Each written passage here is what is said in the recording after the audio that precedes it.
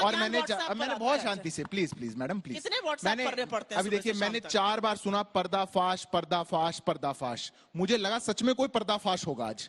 जो मैंने बोला उस पर एक शब्द नहीं बोले, भारत रत्न कोई जवाब नहीं। मनुस्मृति मैंने बोला था मनुस्मृति, कोई एक लाइन कही थी, कोई बात नहीं, क्या जवाब में क्या आया, कुछ और ही कहानी। फिर दूसरा पर्दाफाश हुआ,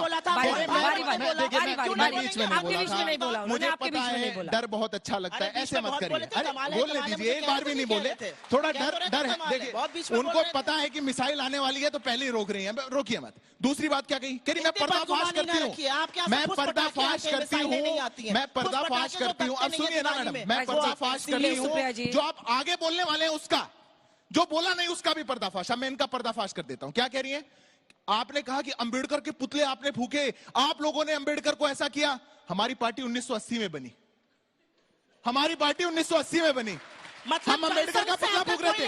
मैं भारतीय जनता पार्टी की तरफ से खड़ा हूं यहाँ पर, और हम अंबेडकर का पुतला फूक रहे थे। ये पहली बात, अंबेडकर जी कब चले गए। दूसरी बात कह रहे हमने सारे विधायकों ने वोट करके उनको उसमें भेजा।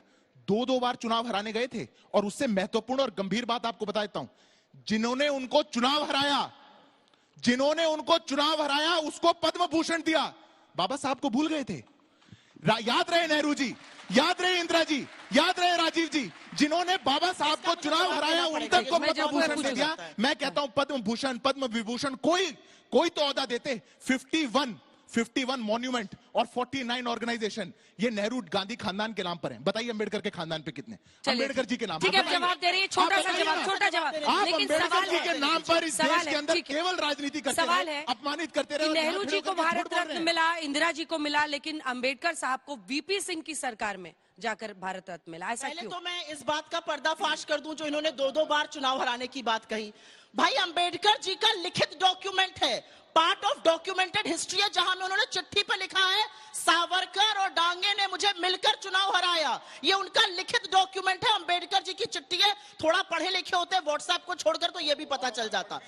ऐसा है अंजना जी, सिर्फ आप पढ़े लिखे, हम सब अनपढ़ हैं, पूरा देश अनपढ़ है। भारत रत्न में जवाब दे रही हैं। फिर मैं मेहमानों के पास जाऊंगी। भारत रत्न तो महात्मा गांधी को भी नहीं मिला, और भारत रत्न बाबा साहब अंबेडकर को भी नहीं मिला, क्योंकि कुछ हस्तियां जो होती हैं वो शायद इन सबसे बहुत ऊपर है। और ये जो झूठ परोसा जाता है इंदिरा जी और नेहरू जी के लिए, कस के ताली बजाइए, ताली बजाइए। इंदिरा जी वो कह रहे हैं भारत रत्न के लिए बाबा साहब भीमराव अंबेडकर बड़े थे, इसलिए हमने नहीं दिया। वाह वाह वाह वाह वाह। अब बोले 2000 से पहले इंडियन पोस्टल सर्विसेज के 2 ही डेफिनेटिव स्टैंप होते थे, नेहरू जी पर और इंदिरा गांधी पर। कभी आपने नहीं निकाला। 2001 में हमारी सरकार आई, तब हमने बाबा साहब पर स्टैंप निकाला, वो तो उससे भी बड़े थे। कमाल बात होगी भाई, बहुत बड़े थे। मोहब्बत वाले लोग हैं, प्यार मोहब्बत से डिबेट करिए, पानी पीकर करिए। अब मैं आपको बताती हूं, नेहरू जी को राजेंद्र बाबू ने, जो राष्ट्रपति थे, अपने विशेषाधिकार का उपयोग करके बिना कैबिनेट में लाए भारत रत्न दिया। इंदिरा जी को 1971 के बाद भारत रत्न उनकी कैबिनेट ने किया, और राजीव गांधी जी का नाम आपको लेना नहीं चाहिए, 1 मिनट, क्योंकि उनकी निर्मम हत्या के बाद उनको भारत रत्न दिया था। आपने बोला राजीव गांधी जी ने खुद को दिया। कमाल नहीं है, आप झूठे हैं। कमाल मैं हूं, आप झूठे हैं। कमाल मैं हूं, कमाल ये है क्योंकि नेहरू गांधी के अलावा कांग्रेस को कोई पचता नहीं, हो चुका है, उनके अलावा इनको कोई जचता नहीं। उसके अलावा ये आगे बढ़ते हैं। आगे गृह मंत्री अमित शाह का 15 सेकंड का बयान और 1 मिनट का बयान अलग अलग मायने निकालता है। ये जनता से भी पूछेंगे, आइए आपको सुना देते हैं 1 मिनट में, और वो हिस्सा भी आएगा जो 15 सेकंड का जिक्र हो रहा है, वो भी बीच में आएगा। सुनिए।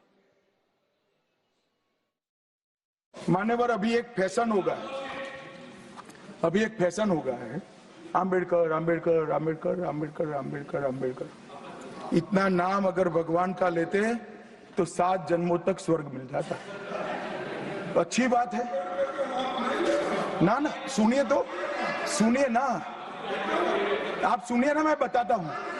हमें तो आनंद है कि अंबेडकर का नाम लेते हैं। अंबेडकर का नाम अभी 100 बार ज्यादा लो, परंतु साच अर्थ में अंबेडकर जी के प्रति आपका भाव क्या है ये मैं बताता हूं। मान्यवर, अंबेडकर जी को देश की पहली कैबिनेट से इस्तीफा क्यों दे दिया?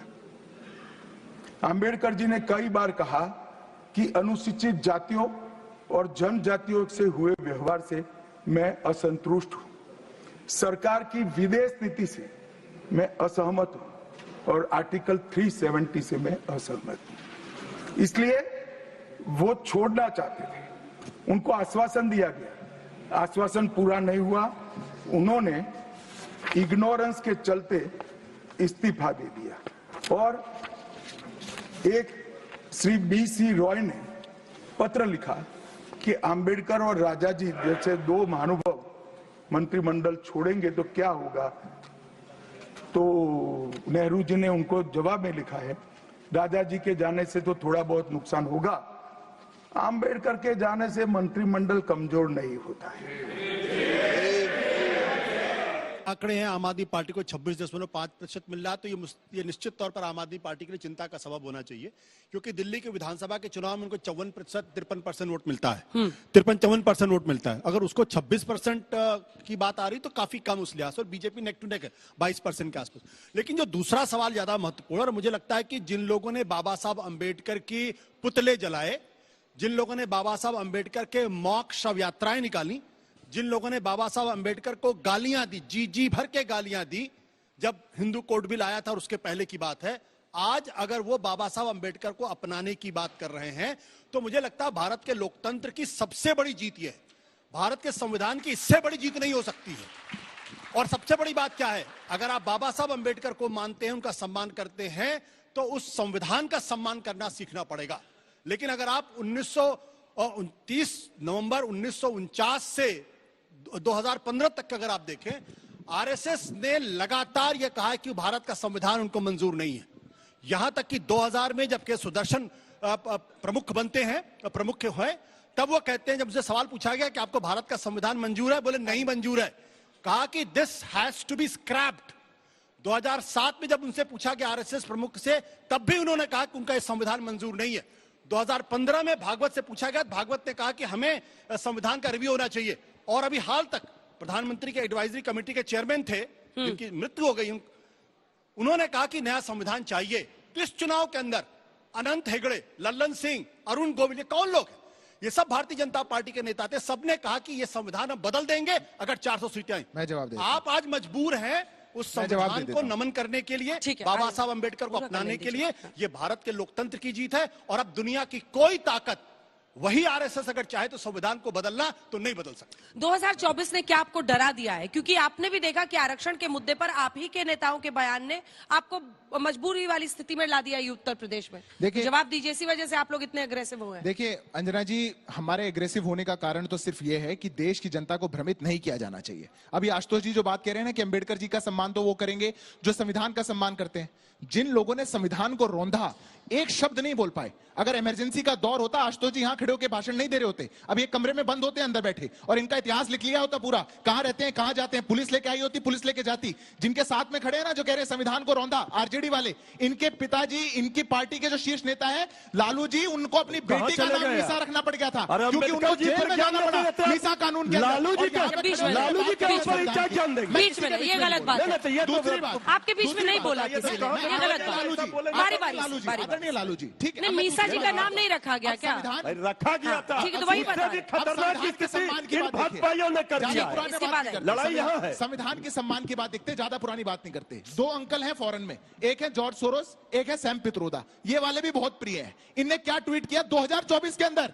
Who contributed more to the constitution and its preamble? Nehru, not Ambedkar. Nehru, not Ambedkar. NOT capital में लिखा है।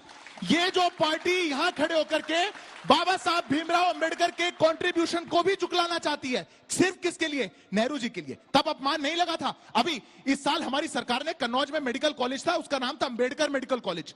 इनकी इंडी गठबंधन की सरकार है, उसका नाम बदल करके कन्नौज मेडिकल कॉलेज कर दिया। हमारी सरकार ने वापस उसको अंबेडकर मेडिकल कॉलेज किया। तब आपको अपमान नहीं लगा था? आजम खान खड़े होकर के कहा करते थे, ये जो बाबा साहब की तस्वीर है जिसमें वो हाथ को ऐसे लेकर के खड़े हैं, ये एक तो प्लॉट को कब्जाना चाहते हैं जिसपे खुद खड़े हैं, और एक उंगली उस तरफ है जिस प्लॉट को देख रहे हैं। ये अपमान नहीं लगा आपको? ऐसे नेताओं के साथ खड़े होकर के राजनीति आप करते रहे, और फिर हमको एक छोटा सा रिस्पॉन्स हो देना चाहिए। अंतिम बात बोलूंगा, अभी आशुतोष जी बहुत कुछ कह रहे थे। भारतीय जनता पार्टी के नरेंद्र मोदी लगे इस देश को अंबेडकर जी के बाद दलित लॉ मिनिस्टर देने के लिए। हम लोग लगे, बाबा साहब भीमराव अंबेडकर के चैत्य स्थान, जन्म स्थान, उनके दिल्ली वाले आवास, उनके लंदन के आवास पर मॉन्यूमेंट बनाने के लिए, स्मारक स्थल बनाने के लिए एक नरेंद्र मोदी लगा, कोई सरकारें नहीं बना पाई। ये केवल राजनीति करते रहे। ये लोग अपनी सत्ता की रोटी सेकना चाहते हैं, उसके अलावा कुछ भी नहीं।